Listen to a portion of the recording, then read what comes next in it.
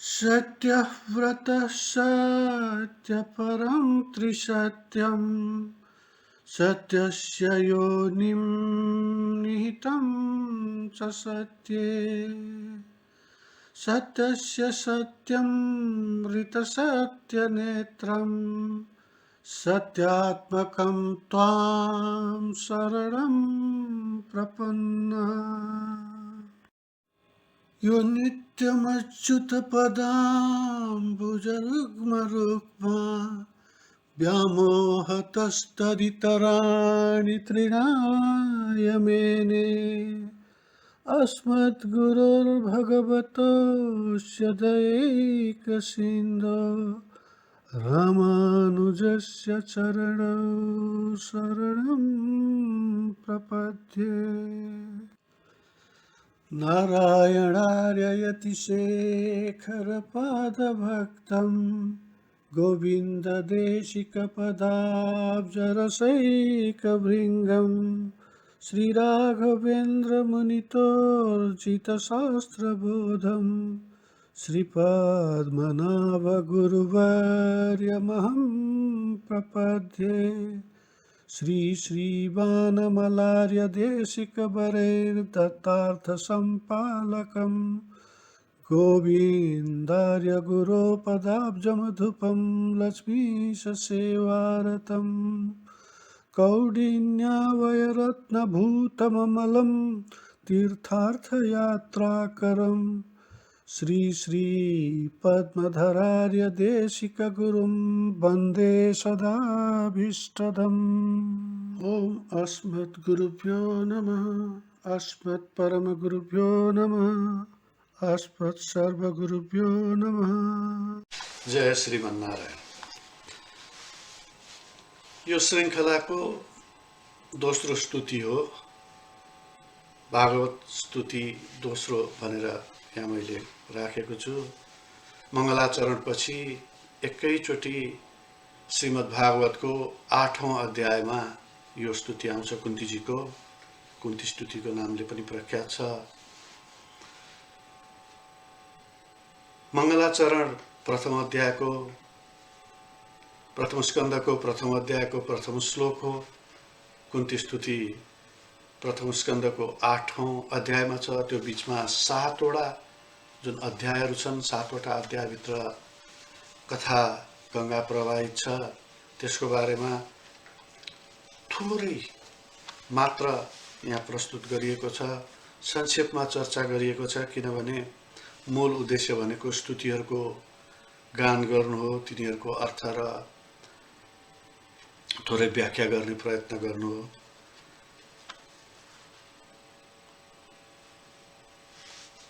प्रथम अध्यायको मङ्गलाचरण पछाडि, वेदव्यासजीको मङ्गलाचरण पछाडि सौनकादि ऋषिहरूले श्री सुतजी महाराजसँग 6वटा महत्त्वपूर्ण प्रश्न गर्नुहुन्छ। त्यो मध्ये एउटा महत्त्वपूर्ण प्रश्न, भगवान परमधाम गइसक्नुभयो, भगवान श्रीकृष्ण जो धर्मको रक्षक हुनुहुन्थ्यो उहाँ परमधाम गइसक्नुभयो, त्यसपछि धर्म कसको शरणमा छ, कसले धर्मको रक्षा गर्छ भन्ने अति महत्त्वपूर्ण प्रश्न गर्नुहुन्छ। त्यो प्रश्न अहिलेको निम्ति पनि त्यत्तिकै महत्त्वपूर्ण छ। किनभने शास्त्रहरू भन्छन् अहिले भगवान सशरीर यो धराधाममा उपस्थित हुनुहुन्न थियो। यो त्यही बेलाको अवस्था हो जतिखेर, अहिले पनि त्यस्तै अवस्था छ जतिखेर सुतजीले यो प्रश्नको उत्तर दिइराख्नु भएको छ। उहाँहरू प्रश्न सोध्नुहुन्छ, ब्रूहि योगेश्वरे कृष्णे ब्रह्मण्ये धर्मवर्मणि स्वां काष्ठापधनुपेते धर्म कम शरणं गतः। धर्म कसको शरणमा गयो त? भगवान कृष्ण, जसले चाहिँ धर्मको रक्षा गर्नुहुन्थ्यो, कसको शरणमा गयो, कसले धर्मको रक्षा गर्छ भन्ने प्रश्न गर्नुहुन्छ। यी 6वटा प्रश्न सुनेपछि सुतजीले उहाँलाई धन्यवाद गर्नुहुन्छ। किनभने ती प्रश्नहरू अति नै महत्त्वपूर्ण प्रश्न हुन्, लोकहितका लागि गरिएका प्रश्न हुन् र त्यसको उहाँ उत्तर दिन थाल्नुहुन्छ।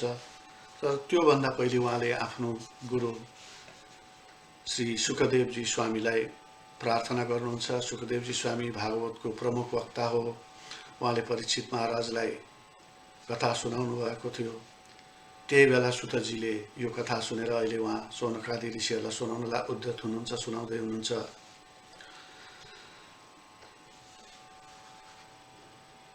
र उहाँको उत्तर दिनुभन्दा पहिले उहाँले उहाँ गुरुको प्रार्थना गर्नुहुन्छ। उहाँ भन्नुहुन्छ यम प्रपजन्तमनुपेतमपेत कृत्यम द्वैपायनो विरह कातराजुहाव पुत्रेति तन्मयतया तरवो विनेदुं त्वं सर्वभूतहृदयं मुनिमानतोस्मि।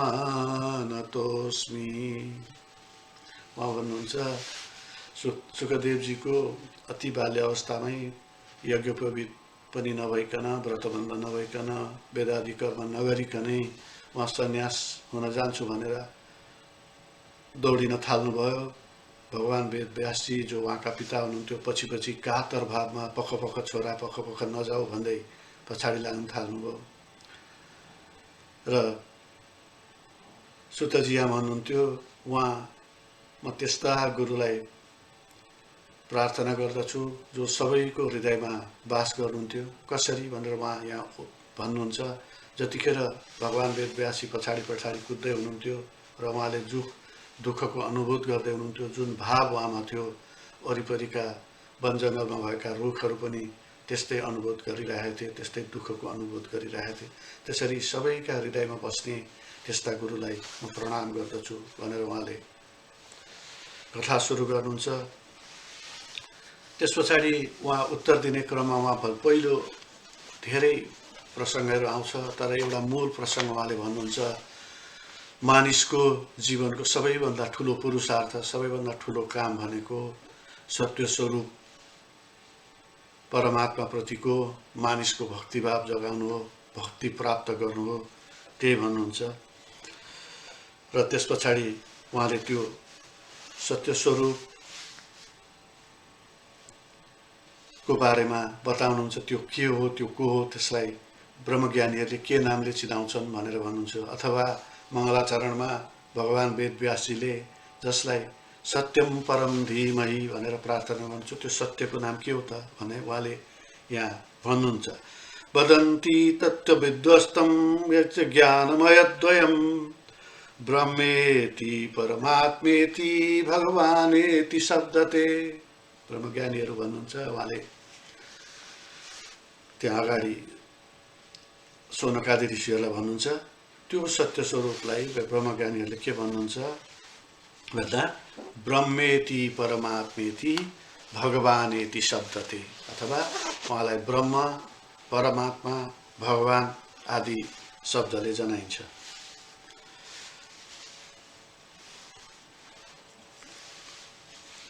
त्यस पछाडि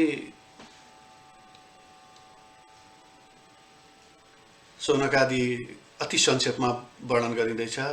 त्यस पछाडि सौनकादि ऋषिहरूले सुतजीलाई प्रश्न गर्नुहुन्छ यो भागवत ग्रन्थ जुन भगवानको वाङ्मय स्वरूप छ, शब्द स्वरूप ब्रह्म हो, त्यसको रचना वेदव्यासजीले कसरी, कहिले, किन, के को प्रेरणाले गर्नुभयो भनेर सोध्नुहुन्छ। र उहाँ यो पनि सोध्नुहुन्छ परीक्षित महाराजले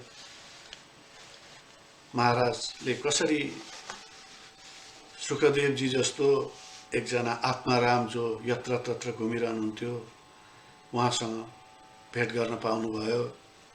किनभने सुखदेवजी त यस्तो हुनुहुन्थ्यो, कतै जानुभयो भने गाई दुहेर दुध दिने र त्यो खाने समयसम्म मात्रै उहाँ कतै बस्नुहुन्थ्यो, अन्यथा उहाँ निरन्तर गतिमान हुनुहुन्थ्यो। त्यस्तोलाई कसरी परीक्षित महाराजले भेट्नुभयो भन्ने खालको उहाँले प्रश्न गर्नुहुन्छ। सुतजीले त्यसको उत्तर दिनुहुन्छ। उहाँ भन्नुहुन्छ वेदव्यासी त्रेतायुगको अन्तिम र द्वापर युगको सुरुवातको बेलामा यो धराधाममा आउनुभयो। उहाँले सबै वेदहरूलाई विभाग गर्नुभयो, 4 वेदमा बाँड्नुभयो।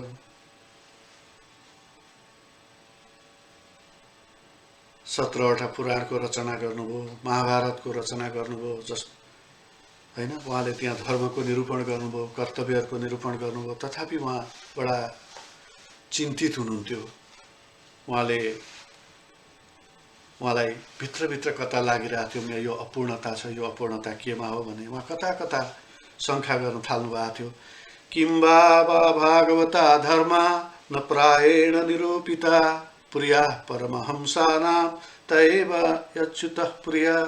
उहाँ भन्नुहुन्थ्यो मैले कतै त्यो भागवत धर्मको निरूपण गर्न सकिनँ कि त्यो भक्ति प्रेम भावको लीला, भगवानका लीलाहरूको वर्णन गर्न सकिनँ कि, त्यसैले पो म असन्तुष्ट छु कि भन्छु। त्यही बेला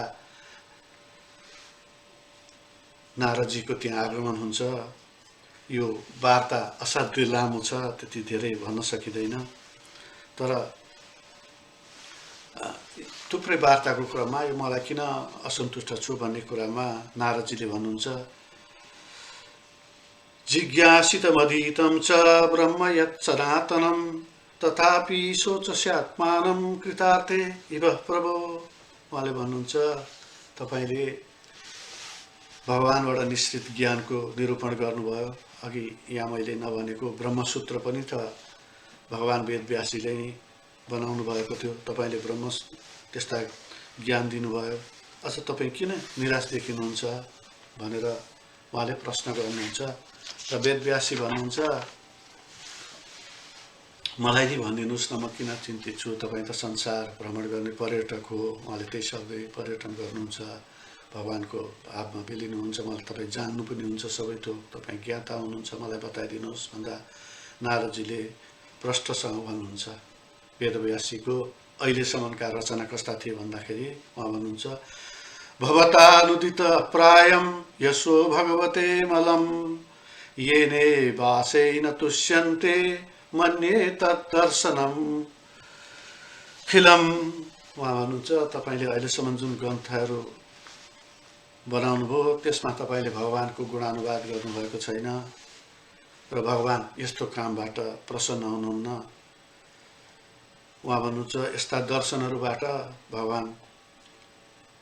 दर्शनहरूबाट मात्रै सन्तुष्ट हुनुहुन्न र उहाँलाई भगवानका गाथाहरू गाउन उपदेश गर्नुहुन्छ। र उहाँले के भन्नुहुन्छ भने तपाईले अहिलेसम्म फेरि सारमा भनौँ, त्यो सबै श्लोकहरू यहाँ वर्णन गर्न नसकिने सबै सारमा भनौँ। उहाँ भन्नुहुन्छ ठिक छ, तपाईले महाभारत जस्तो ग्रन्थ गरेर धर्मको निरूपण गर्नुभएको छ, कर्तव्यको बारेमा जानकारी गराउनुपर्छ, के गर्नुहुने के नगर्नुहुने जानकारी गराउनु भएको छ, तर त्यति पर्याप्त छैन। तपाईले भगवानको गुणानुवाद गर्नुहोस्, भगवानको गाथा गाउनुहोस्, भगवानका सबै स्वरूपहरूको गाथा गाउनुहोस्। यहाँ योभन्दा अगाडि पनि थोरै छलफलमा आएको थियो।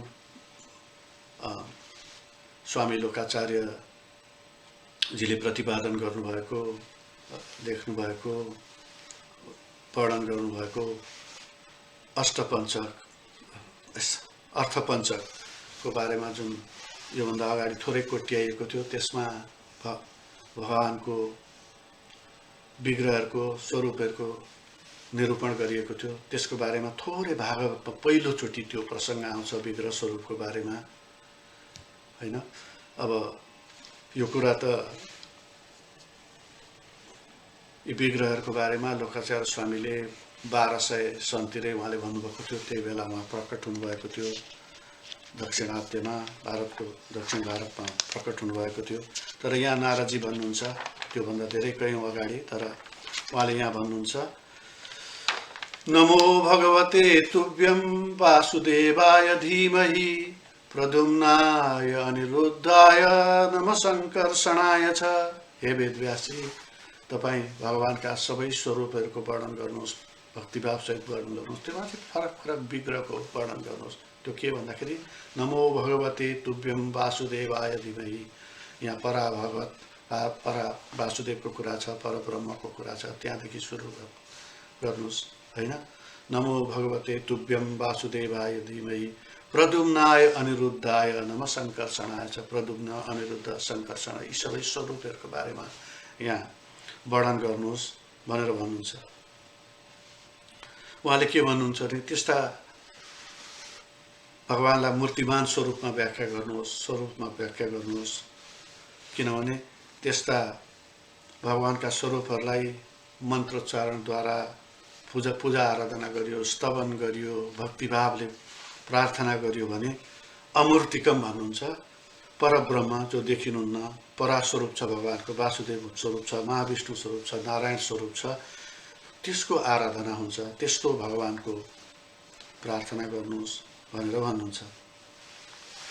त्यसपछि नारदजीले भक्तिभावको महत्त्वलाई जनाउँदै आफ्नो पूर्वजन्मको कथा पनि भन्नुहुन्छ। कसरी भगवान भक्तिको कारणले ऋषिहरूको मुनिहरूको कृपाको कारणमा उहाँमा भक्तिभाव आयो, त्यो भक्तिभावको कारणले सेवाभाव आयो, त्यसको भक्तिभाव आयो र भगवान प्राप्त गर्नुभयो र यो अहिलेको अवतारको उहाँ हुनुहुन्छ, अहिलेको स्वरूपमा उहाँ हुनुहुन्छ भनेर जानकारी दिनुहुन्छ। त्यसपछि सुतजीले परीक्षितजीको बारेमा सोधिएको प्रश्नको उत्तर दिँदै भन्नुहुन्छ, त्यो तपाईँ हामीलाई जानकारी भएको पनि हुन्छ धेरैलाई, महाभारतको कथासँग सम्बन्धित छ। महाभारतको युद्ध हुन्छ, सुयोधन पोखरीको छेउमा लडिरहेको हुन्छ भीमको गधाको प्रहारको कारणले। त्यही बेला अश्वत्थामाले 5वटा टाउका लिएर आउँछन्, उसलाई लाग्छ उनको मित्र सुयोधन खुसी हुन्छन्, तर सुयोधन खुसी हुँदैनन्। उनी भन्छन् तिमीले त हामीलाई पिण्डदान गर्ने मानिसहरूको वंश पनि नाश गरिदेऊ भनेर बेखुसी हुन्छन्। त्यही बेला 5 पाण्डव र सबै आफ्नो ठाउँमा फर्केर आउँदा आफ्ना पुत्रहरूको हत्या भएको देख्छन् र त्यसकारण उहाँहरू बडा चिन्तित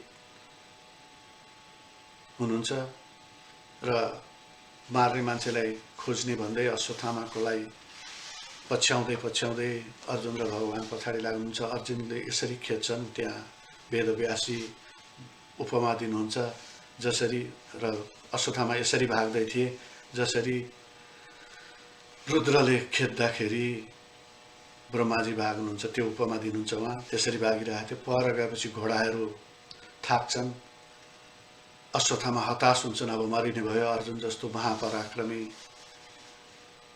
मलाई छोड्दैनन् भन्ने उनलाई लाग्छ र ब्रह्मास्त्रको प्रयोग गर्छन्।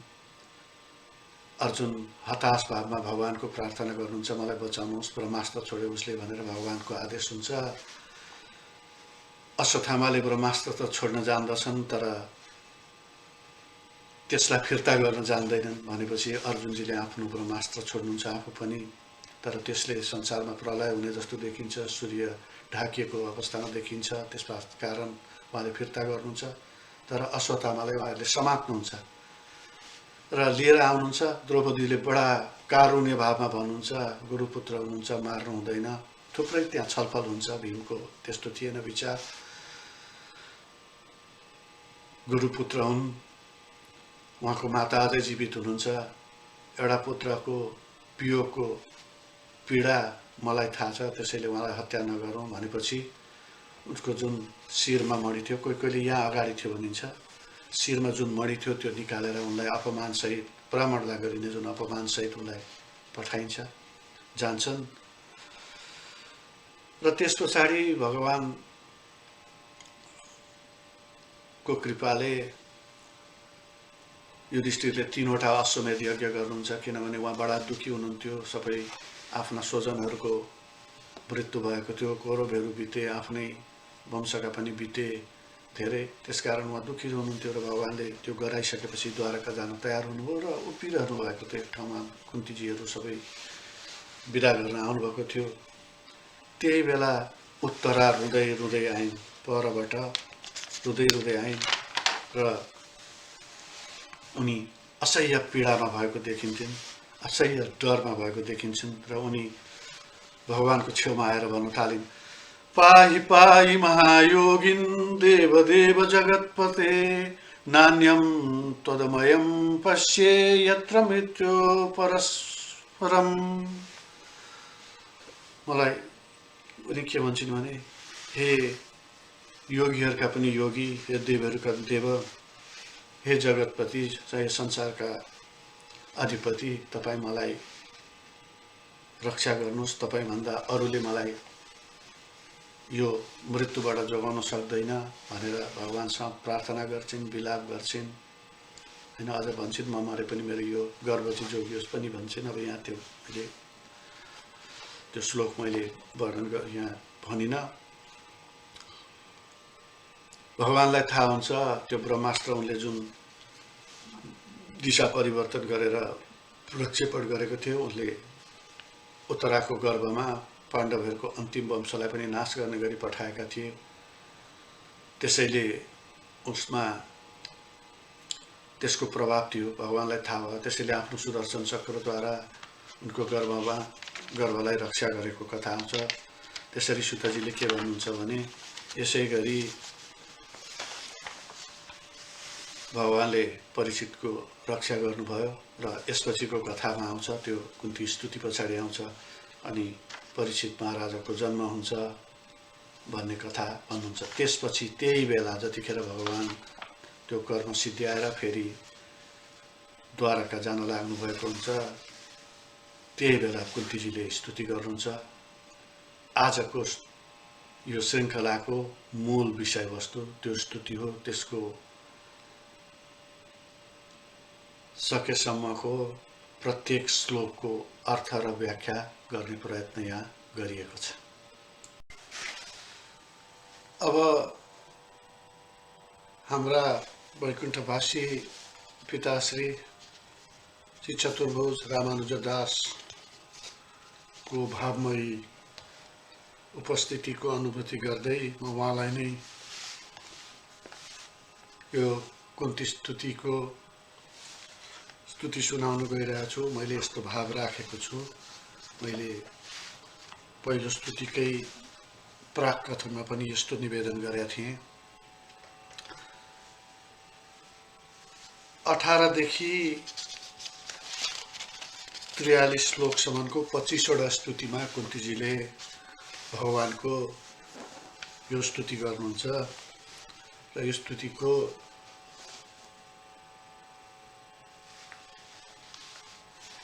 केही श्लोकका भाव मैले वैकुण्ठवासी पिताश्रीबाट पनि सुनेको छु। म ती भावहरूको पनि अहिले स्मरण गरिरहेको छु। कुन्त्युवाच नमस्ये पुरुषं तादमीश्वरं प्रकृते परम् अलक्ष्यं सर्वभूतानाम् अन्तर्वैरवस्थितं माया जवनिका छान्न मध्यादोक्षमव्ययं न लक्ष्यसे मूढदृशा नटो नाट्यधरो यथा। कुन्तीजीले स्तुति गर्दै भन्नुहुन्छ, तपाईँ नमस्ये पुरुषम, म त्यो आदि पुरुषलाई नमस्कार गर्दछु। त्यो आदि पुरुष तपाईँ प्रकृति मायाबाट पर हुनुहुन्छ, बाहिर हुनुहुन्छ, आद्य पुरुष हुनुहुन्छ, आदि पुरुष हुन्छ। तपाईँ सबैको भित्र पनि हुनुहुन्छ र बाहिर पनि हुनुहुन्छ, तर अलक्ष्यम सर्वभूतानाम अन्तर्बहिरवस्थितम्, तर त्यो जीवहरूले त्यसको देख्न सक्दैनन् भनेर भन्नुहुन्छ। त्यो अघि भनेको दोस्रो श्लोकमा किन देख्न सक्दैनन् भनेर उहाँ भन्नुहुन्छ भने तपाईँ माया रूपी पर्दाले छोपिनु भएको छ, त्यसैले देखिनुहुन्न भन्ने उहाँको दोस्रो श्लोकको व्याख्या छ। न लक्ष्यसे मूढदृशा नटो नाट्यधरो यथा, त यसरी तपाईँ त्यो मायाकोबाट छोपिनु भएको छ। न लक्ष्यसे देखिनुहुन्न, जसरी मूढदृशा अज्ञानीहरूले को दृष्टि छ।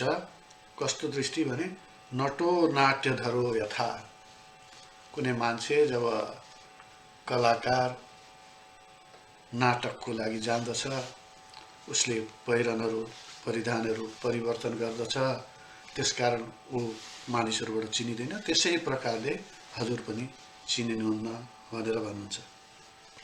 तर के भन्नुहुन्छ भने त्यो कुरा ममा मात्रै हो र हामीहरू जस्तोमा मात्रै हो र?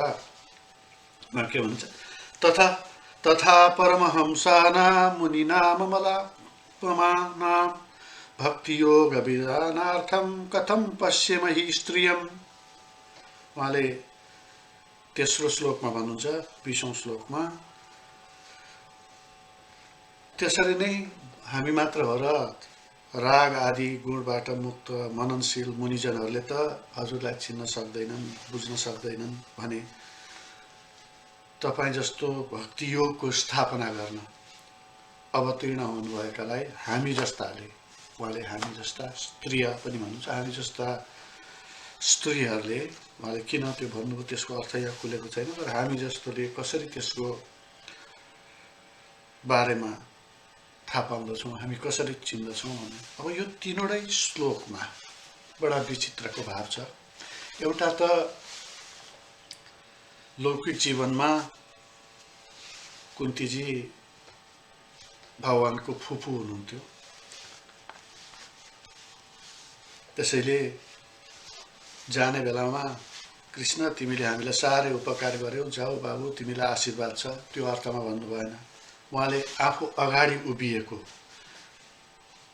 स्वस्वरूप उभिएको, सधैँ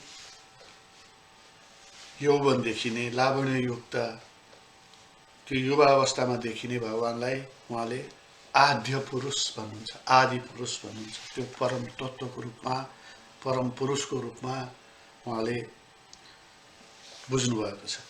र त्यस पछाडि भगवानका अरू स्वरूपहरूको बारेमा उहाँले भगवानको अन्तर्यामी स्वरूपको बारेमा यहाँ गर्नुभएको छ। उहाँको वासुदेव स्वरूपको बारेमा हामीले पहिले नै चर्चा गर्दाखेरि अर्थपञ्चको कुरा फेरि पटक पटक उठ्दछ। पहिले नै चर्चा गर्दा भगवानको जुन अन्तर्यामी स्वरूप छ त्यसको वर्णन गर्छ। तर उहाँ कसको अगाडि त्यो गर्दै हुनुहुन्छ भन्दाखेरि जो स्वस्वरूप अगाडि हुनुहुन्छ। अघि वेदव्यासजीले भन्नुभएको थियो नि, अमर्त्यकम, त्यो परम तत्त्वलाई तिमीले स्वस्वरूप अगाडि देखिएका भगवानहरूका विभिन्न स्वरूपहरूलाई पूजा अर्चना गर्दै त्यो परम स्वरूपलाई चाहिँ प्रार्थना गर्नुहोस् वेदव्यासजी भने जस्तै उहाँले त्यो परम स्वरूपलाई अगाडि देखिराख्नु भएको कृष्णजीलाई उहाँले त्यो परम तत्त्वको रूपमा देख्नुहुन्छ, आदि पुरुषको रूपमा देख्नुहुन्छ।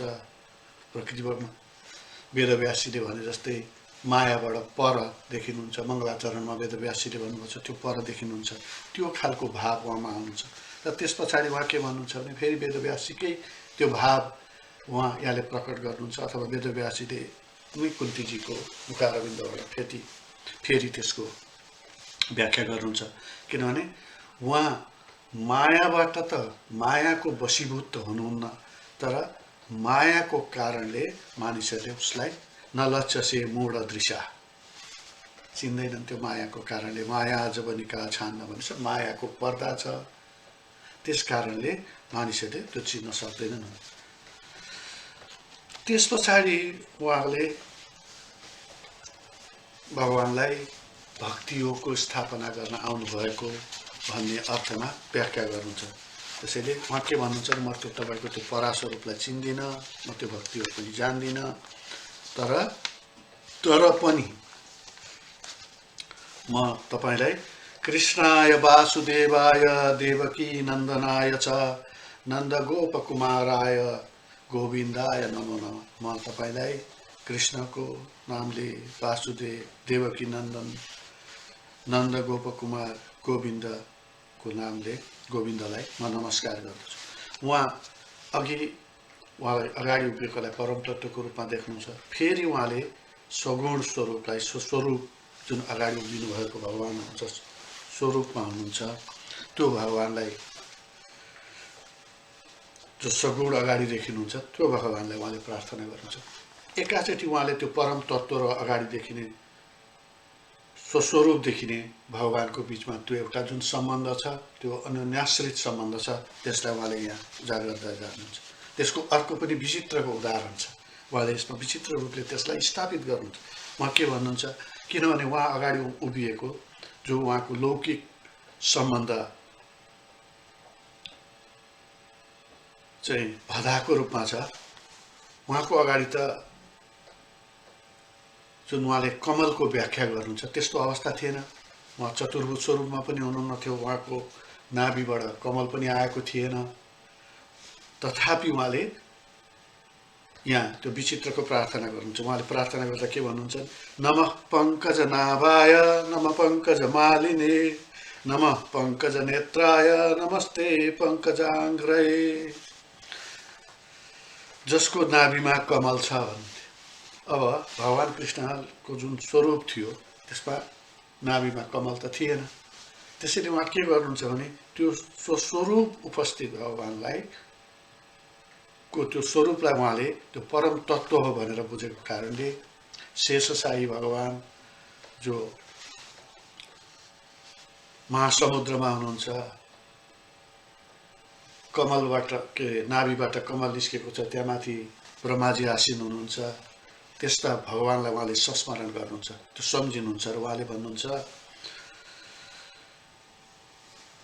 जसले कमलको माला लगाउनु भएको छ, जसका आँखा कमल समान छन्, जसका चरणमा कमल अंकित छ, त्यस्ता हजुरलाई म प्रणाम गर्दछु भन्नुहुन्छ।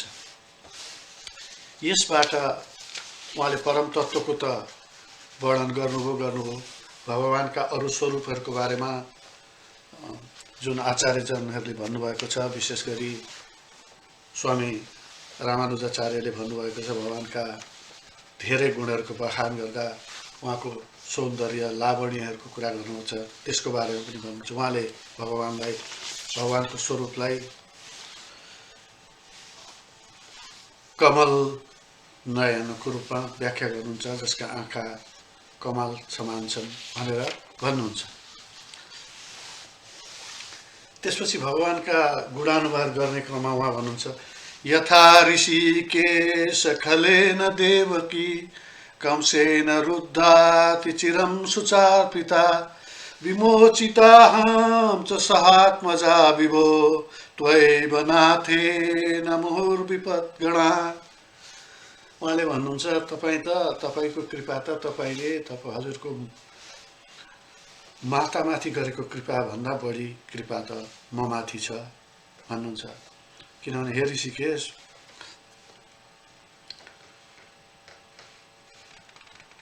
जसरी हजुरले पुत्र शोकमा रहनुभएको हजुरकी माता देवकीलाई कंसको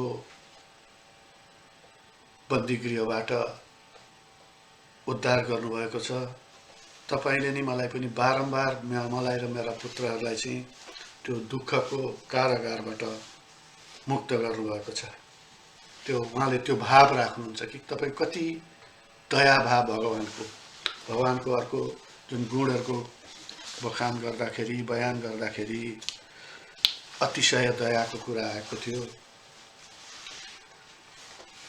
त्यो दयाभावको कुरा उहाँ गर्नुहुन्छ। त्यो दयाभाव धराधाममा मात्रै भगवानको दयाभाव प्रकट हुन्छ भनेर भनिन्छ। वैकुण्ठमा त्यो दया गर्नुपर्ने कुनै प्राणी नै रहँदैन। त्यसैले वैकुण्ठ पार्षदहरू भन्दा भगवानले जीवहरू, धराधाममा रहेका जीवहरू, संसारका जीवहरूमाथि त्यो दया वर्षाउनुहुन्छ।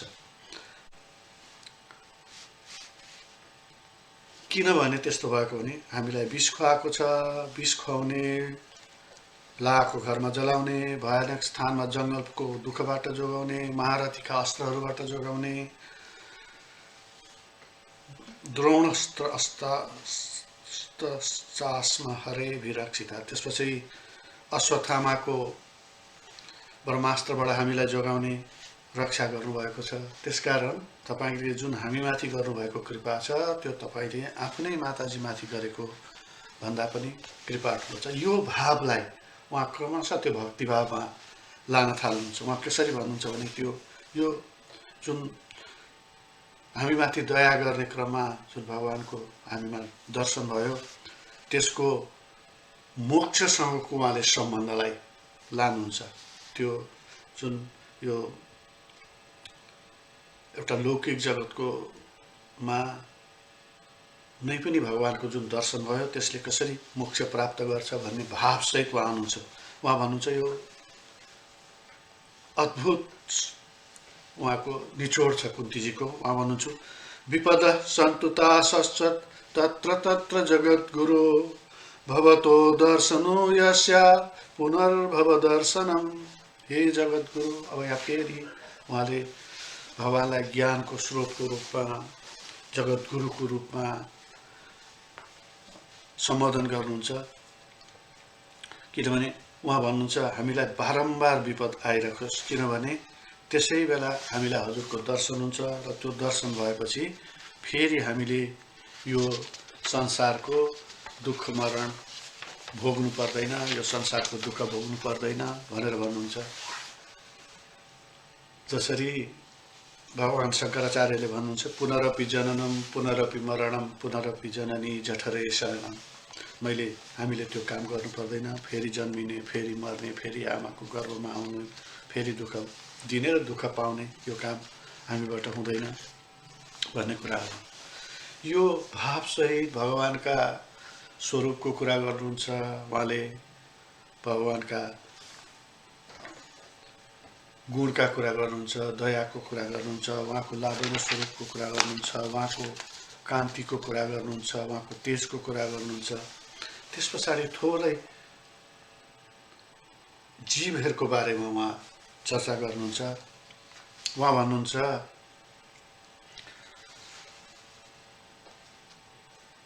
कसरी मान्छेले म उत्तम कुलमा जन्मिएको छु,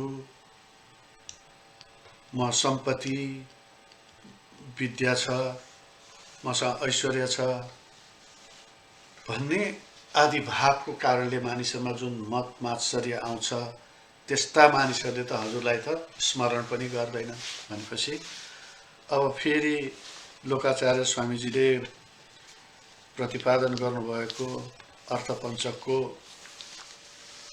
एउटा महत्त्वपूर्ण अर्को पक्ष जुन पाँचौं पक्ष थियो अर्थपञ्चकको विरोधी तत्त्व, भगवत प्राप्तिको निम्ति के विरोधी तत्त्व हुन सक्छन् भनेर जुन निरूपण गर्नुभएको थियो। अब हुन त यो त्योभन्दा कैयौँ काल अगाडि व्याख्या गरिएको कुरो, आचार्यजनहरूले त्यसको चाहिँ संश्लेषण गर्नुभएको छ। तर त्यो भाव यहाँ कुन्तीजीले धेरै पहिले प्रकट गर्नुभएको छ। उहाँ भन्नुहुन्छ यस्ता कारणले मानिससँग मद मात्सर्य भएको कारणले भगवानको स्मरण पनि गर्दैनन्। त्यसको अर्थ यी मद मात्सर्यहरू चाहिँ भगवत प्राप्तिको निम्ति, भगवत प्राप्तिको बाटामा बाधक हुन्। किनभने भगवतको स्मरण त गर्दैनन् भने तिनीहरूसँग मोक्षको कुरा भएन। मलाई त दर्शन भएर मोक्षको कुरा गर्नुहुन्थ्यो, त्यो दर्शन भएर मोक्षको हुने कुरा त परै जाओस्, स्मरण पनि गर्दैनन्, भगवानलाई सम्झिँदा पनि सम्झिँदैनन्, त्यसकारण त्यो हुँदैन। उहाँ भन्नुहुन्छ नमो अकिञ्चन वित्ताय निर्वृत्त गुणवृत्तये आत्मरामाय शान्ताय कैवल्य पतये नमः। अब यहाँ अर्को एउटा भाव छ, गुरुजनहरूले, आचार्यहरूले, शास्त्रले वर्णन गरेको, गुरुजनहरू आचार्यहरूले त्यसको व्याख्या गर्नुभएको छ। उहाँ भन्नुहुन्छ तपाईँ अकिञ्चनहरूको लागि सर्वस्व हो र हजुर निवृत्त गुणवृत्तये धर्म अर्थ काम विषय आदि विषयबाट हजुर निवृत्त हुनुहुन्छ भनेको त्यो हेय प्रकृतिका गुणबाट भगवान पर हुनुहुन्छ। त्यसरी त्यस अर्थमा चाहिँ निर्गुण हुनुहुन्छ। अरू सबै राम्रा गुणहरू छन्, ती गुणहरूको कारण भगवान सगुण हुनुहुन्छ। उपनिषदमा यी दुवै खालका व्याख्या छन्। आचार्य चरण स्वामी रामानुजाचार्यले यही कुरो भन्नुभएको छ। उहाँले भन्नुहुन्छ हेय गुणबाट म पर हुनुहुन्छ। त्यसको व्याख्या गर्दै उहाँले त्यसको एक खालको व्याख्या गर्नुभएको छ। किन उपनिषदमा भएका ती दुईटा अलग अलग विषयहरूलाई उहाँले भन्नुहुन्छ भगवान हो निर्गुण हुनुहुन्छ। कुन अर्थमा निर्गुण हुनुहुन्छ? हेय गुणबाट निवृत्त हुनुहुन्छ। तर उहाँका अतीव आनन्द दिने गर्ने अरू परम गुणहरू छन्, ती गुणहरूको कारणले उहाँ सगुण हुनुहुन्छ। त्यसैले उहाँको सगुण स्वरूप चाहिँ बढी देखिन्छ अरू देखिँदैन भन्ने खालको। त्यसैले भक्तहरूले भगवानको सगुण स्वरूपको चाहिँ हेर्दछन्। तर उहाँले अर्को पनि यहाँ भन्नुहुन्छ, आत्मरामाय शान्ताय, त्योबाट विरक्त हुनुहुन्छ, ती गुणहरू विरक्त हुनुहुन्छ, स्वतन्त्र हुनुहुन्छ, आत्माराम हुनुहुन्छ, शान्त हुनुहुन्छ। कैवल्य पतये नमः, बहुतै महत्त्वपूर्ण हुनुहुन्छ। कैवल्य मुक्ति भनेको चाहिँ एकमात्र त्यो परमात्माबाट मात्रै सम्भव छ।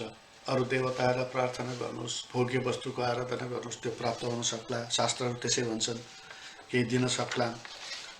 तर मोक्ष प्राप्ति भनेको त्यो भगवानले मात्रै गर्न सक्नुहुन्छ भनेर भन्नुहुन्छ। अनि त्यस पछाडि फेरि अगाडि उभिनु भएको छ, सस्वरूप उभिनु भएको छ होइन। तथापि उहाँ के भन्नुहुन्छ भने, म हजुरलाई त काल रूप मान्छु,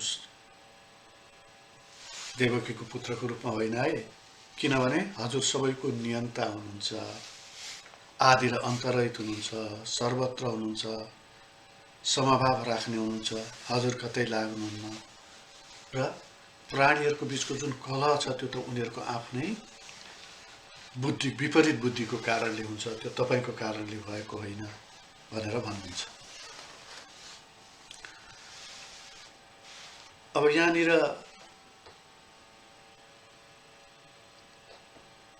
भगवानलाई सबै कारणहरूको कारण, नियन्ता, पालन गर्ने र आदि र अन्त रहित सत्स्वरूप भगवानको उहाँ कुरा गर्नुहुन्छ। उहाँ सर्वव्यापी हुनुहुन्छ भन्ने, त्यो सर्वव्यापी भागवतमा कथा पनि आउँछ पछि, प्रहलादजीको कथा हिरण्यकश्यपले भन्छ, तेरो भगवान जहाँको त्यहीँ हुन्छ भने देखाएको त्यो खामामा भन्दाखेरि त्यहीँ भगवान खाबामा प्रकट भएको कथा आउँछ, नृसिंह भगवानको रूपमा होइन, सर्वत्र हुनुहुन्छ।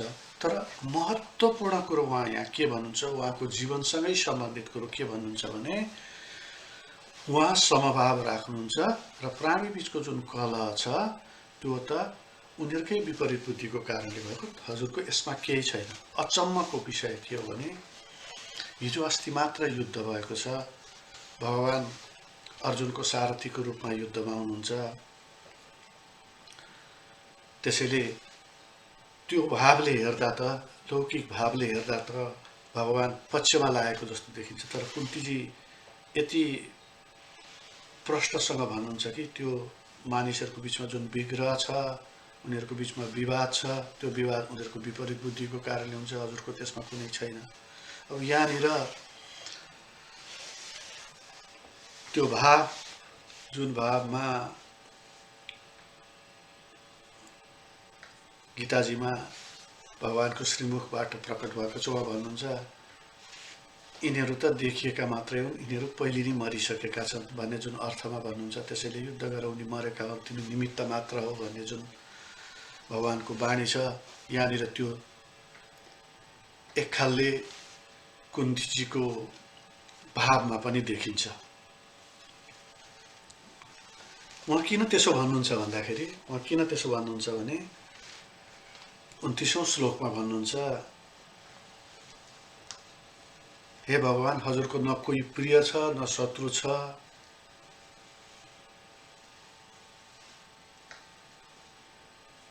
मनुष्यले जस्तो लीला गर्दाखेरि मानिसले त्यो चिज देख्न सक्दैन र उसले त खालि पक्षपात गरेको मात्र बुझ्दछ भन्ने भावमा त्यो कुरा भन्नुहुन्छ।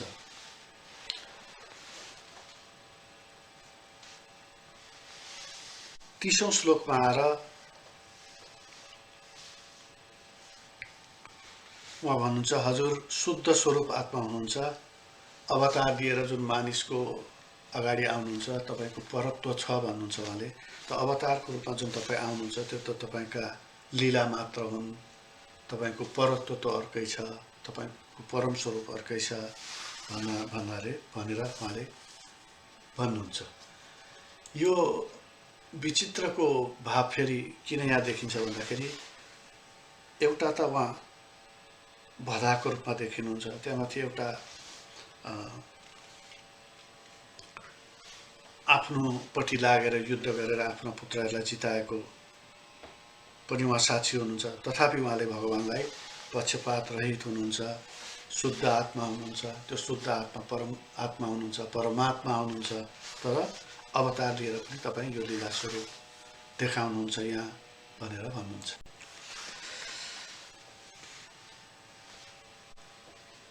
31औं श्लोक बडा महनीय छ, भाव पनि बडा महनीय लाग्दछ।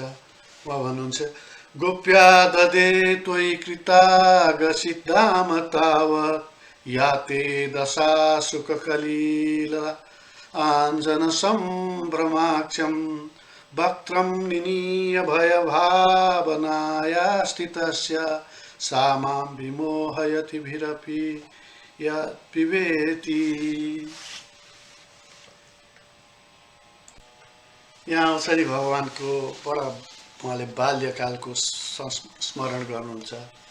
कहिले कहिले भगवानका केही लीलाहरूको नबुझेको कुरा गर्नुहुन्छ। उहाँ आफै भन्नुहुन्छ म यस्ता धेरै चिजहरू बुझ्दिनँ, तर सबैभन्दा एउटा कुरो मलाई कहिल्यै पनि आएन भनेर एउटा उदाहरण दिनुहुन्छ। उहाँ भन्नुहुन्छ दहीको भाँडो फोरेर अपराध गरेकोले यशोदाले डोरीले बाँध्दा डराएका आँखाबाट काजलयुक्त आँसु झरेको देखिन्थ्यो। हजुर त्यसरी डराएको देखिन्छ। उहाँ किन त्यसो भन्नुहुन्छ?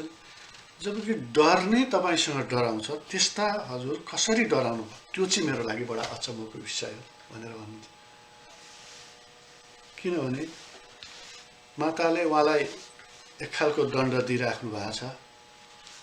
उहाँ बडा डराएको जस्तो गर्नुहुन्छ। आँखामा काजल लगाएको छ, त्यो दिव्य स्वरूप आँखामा काजल लाग्छ, रुँदाखेरि काजल सहितको आँसु झरिरहेको हुन्छ र त्यतिखेर बडा उहाँ विचित्र भाव प्रकट गर्नुहुन्छ। त्यो म सम्झिन्छु, त्यो कथा सम्झिन्छु जहाँ तपाईँ डराएको भावले रुँदै हुनुहुन्छ, आँखाबाट आँसु झार्नु भएको छ।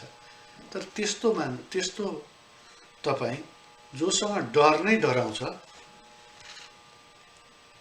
त्यो चाहिँ किन भयो मलाई असाध्यै अचम्म लाग्यो। यो त्यो बेलाको भाव हो। भक्तहरूले बडा विचित्र भावले भगवानलाई सम्झिने गर्छन्।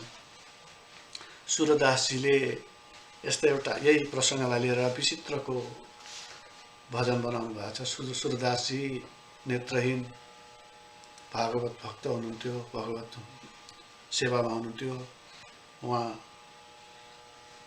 वल्लभाचार्य स्वामीजीको शिष्य हुनुहुन्थ्यो, वल्लभ सम्प्रदायको हुनुहुन्थ्यो।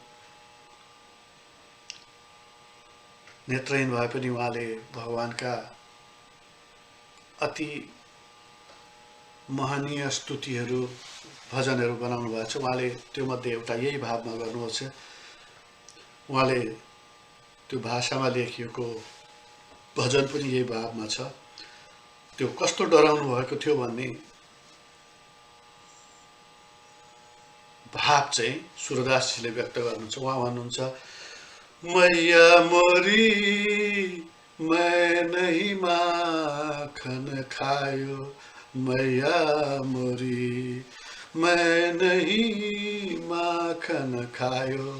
त्यो बेला उहाँले अनुनय गरिराख्नु भएको छ, विनय गरिराख्नु भएको छ माताजीसँग। माताजी मैले खाएको होइन, उहाँ डराउनु भएको देखिनुहुन्छ। यो अवस्थालाई कुन्तीजीले यहाँ उजागर गर्नुभएको छ। पहिलो श्लोकको मङ्गलाचरणको चर्चा गर्दा पनि कुरा आएको थियो। भक्तजनहरूले, मुनिजनहरूले भगवानका अवतारको कारण व्याख्या गर्दा आफ्ना आफ्ना गति र मति अनुसार गर्ने गर्दछन्। वेदव्यासजीले त्यहाँ पनि भन्यो 24 अवतारको वर्णन गर्नुभएको छ भगवानका। त्यो प्रसङ्ग पहिले नै आइसकेको छ। गीताजीमा भगवानजी स्वयं भन्नुहुन्छ, आफ्नो पृथ्वीमा अवतरण हुने कारण बताउनुहुन्छ।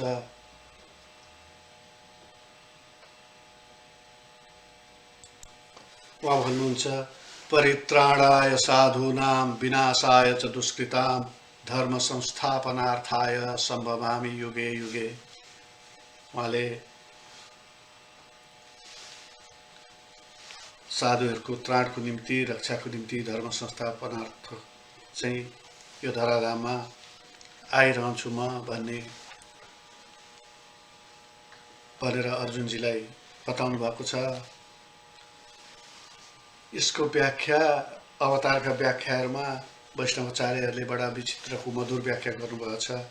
मैले स्वामी जगद्गुरु स्वामी राघवाचार्यजीको सुनेको छु। भगवान त एउटा सङ्कल्प मात्रले पनि त्यो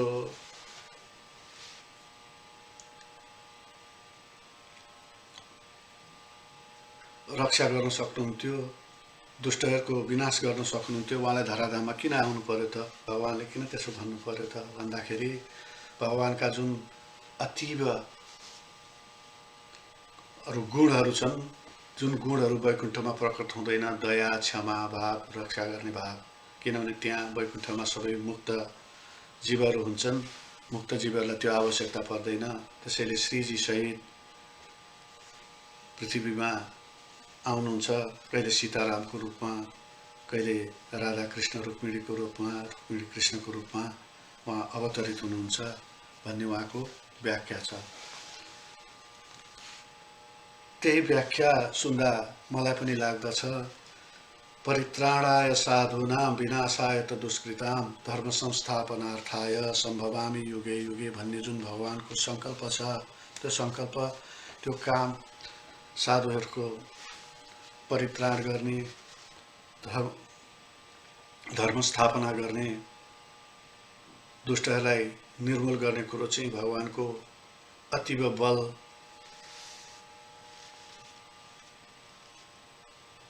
दयाभाव, क्षमाभाव, कृपाभावको कारणले भगवानको अवतरण हुन्छ।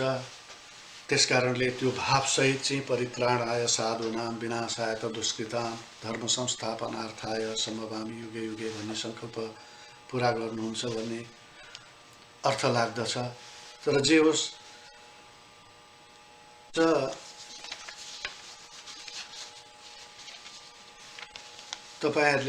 तपाईँ कोही भन्छन् पुण्यमान राजाहरूको, बहुतै पुण्यवान राजाहरूको कीर्तिवर्धन गर्न जन्मन्छन्। अरू कोही भन्छन् यदुका राजाहरूलाई खुसी पार्नलाई जन्मन्छन्। हजुर त्यो वंशमा यसरी आउनुभयो जसरी मलायागिरीमा चन्दन आएर उसको कीर्तिवर्धन गर्दछ भनेर भन्नुहुन्छ। उहाँले प्रयोजन के भन्नुहुन्छ भने राजाहरूको पुण्यको कारणले आउनुहुन्छ तपाईँ, उनीहरूमाथि दया गर्न आउनुहुन्छ, उनीहरूलाई खुसी पार्न आउनुहुन्छ। जसरी चन्दन उम्रिएर मलायागिरीलाई कीर्तिवर्धन गर्छ, त्यसै गरी तपाईँ जन्मेर उहाँहरूको कीर्तिवर्धन गर्नुभएको छ भन्ने खालको कुरा गर्नुहुन्छ। अनि फेरि उहाँ भन्नुहुन्छ अपरे वसुदेवस्य देवक्यां याचितो व्यगात् अजस्र मत्स्य क्षेमाय वधाय च सुरद्विषां। अरू कोही भन्छन् अजन्मा हुँदाहुँदै पनि वसुदेवजीको स्तुति र देवजीको प्रार्थनाको कारणले यहाँ जन्मनुभयो भनेर भन्छ। त्यो उहाँको भाव छ, उहाँहरूको प्रार्थनाको कारणले आउनुभयो, उहाँहरूलाई दयाभावको कारणले आउनुभयो, त्यो दया गर्नुभयो भन्ने अर्थमा त्यहाँ प्रयुक्त हुन्छ। त्यही परित्राणाय साधूनां भन्दा त्यो दयाभित्रको भाव, क्षमाभित्रको भाव, भगवानका सबै गुणहरू सहितले ती सङ्कल्प पूर्ण गर्ने भावसहितको कुरा आएको छ। भारावतारणान्ये भुवो नाव इवो ददौ सिदन्या भूरि भारेण जातो ह्यात्मभुवार्थित। अरू कोहीले के भन्छन् अरे भने उहाँले प्रार्थना गर्दै भन्नुहुन्छ, कसैले भन्छन् पृथ्वीमा अति भार भयो, पापको धेरै भार भयो, त्यसैले यो डुब्न लागेको नौका जस्तो भयो, त्यसैले पृथ्वीको भार हर्न तपाईँ आउनुभयो भने त्यही भाव छ। परित्राणाय साधूनां विनाशाय च दुष्कृतां धर्म संस्थापनार्थाय सम्भवामि युगे युगे, त्यति भन्नुहुन्छ।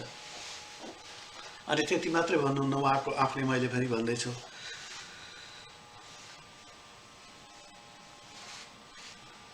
तपाईँ यसकारण पृथ्वीमा जन्मिनुहुन्छ कि यस्ता उदाहरणीय चरित्रहरू प्रस्तुत गर्नुहुन्छ जसको मानिसले श्रवण गर्छन्, स्मरण गर्दछन् र ती मानिसहरूले गर्दछन् जो अविद्या र काम कर्मबाट दुःखमा छन् त्यस्ता मानिसहरूले हजुरको चरित्रको श्रवण गर्दछन्, दर्शन गर्दछन्, त्यहाँबाट उनीहरू लाभान्वित हुन्छन्। त्यसको अर्को पनि अर्थमा त्यही अर्थमा दिनुहुन्छ, यो अनन्य कृपा हो, भगवानको अनन्य कृपा हो प्राणीमाथि कि हजुरको जुन लीला अवतार छ त्यसको गुणानुवाद गरेर मानिसहरू जो अविद्यावाला छन् भनेको अज्ञानीवाला छन् ती मानिसहरू मुक्त हुन्छन् भन्छन्। किनभने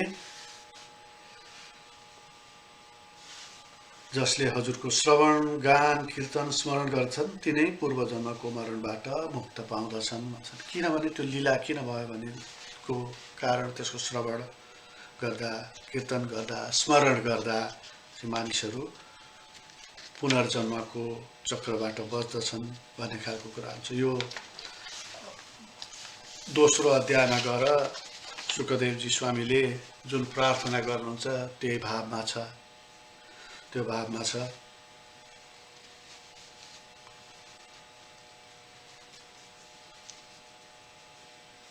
तपाईले अनि त्यसपछि उहाँले फेरि आफ्नो अगाडि उभिनु भएको कृष्णलाई सम्मिल्दै भन्नुहुन्छ, अब त तपाईँ जानुभयो हैन, हामी तपाईको दयामा भर परेका थियौँ हैन, अब हामीलाई कसले जोगाउँछ भन्नुहुन्छ। र अब आखिरी मानिस त कहिले पनि खुसी हुँदो रहन्छ, हामीलाई जहिले पनि दुःख नै हुने भयो। तपाईँ यताबाट जानुहुन्छ, म त कतापट्टि लागौँ।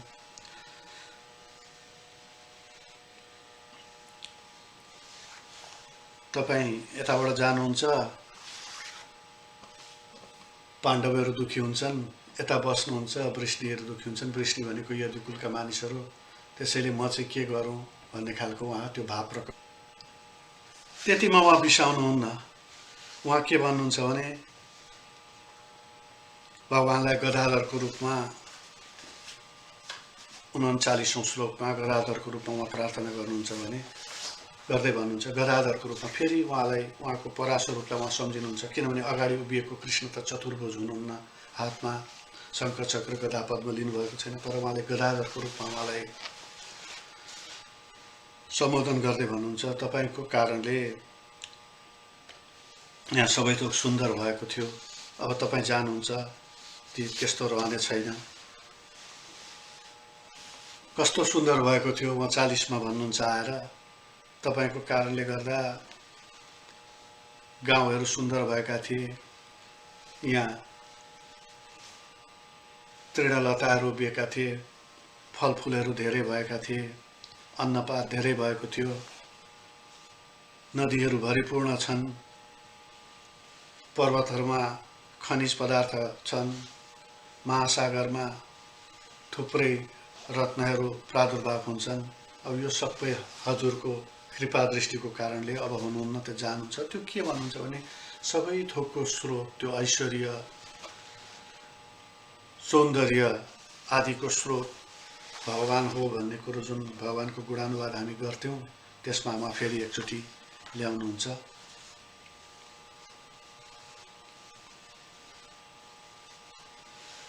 त्यसैले उहाँ के भन्नुहुन्छ भने त्यसैले हे विश्वेश विश्वात्मन विश्वमूर्ते शोकेशु मे स्नेह पाशमेदम चिन्तितृण पाण्डु विष्णु भन्नुहुन्छ। उहाँले के भन्छ, तपाईँको कृपा चाहिँ पाण्डवहरूसँग पनि विष्णु वंशसँग पनि दुवैसँग होस् भनेर भन्नुहुन्छ।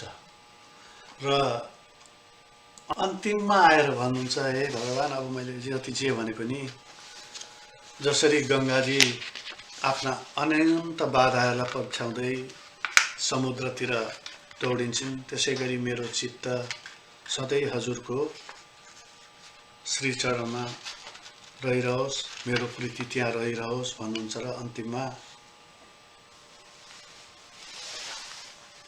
उहाँले भन्नुहुन्छ, श्री कृष्ण कृष्ण सक विष्ण विषभाव निद्रु राजन्य वंश दहना भव पर्वीय गोविन्द गो द्विजसुरार्ति हरावतार योगेश्वर अखिल गुरु भगवान नमस्ते। हे कृष्ण, हे अर्जुनका सखा, हे यादवहरूको श्रेष्ठ, पृथ्वीको भार हरण गर्न आउनुभएका राजाहरूको वंशलाई अग्निले दाह गरे जस्तै दाह गर्न सक्नेहरूको प्रभाव कहिले घट्दैन।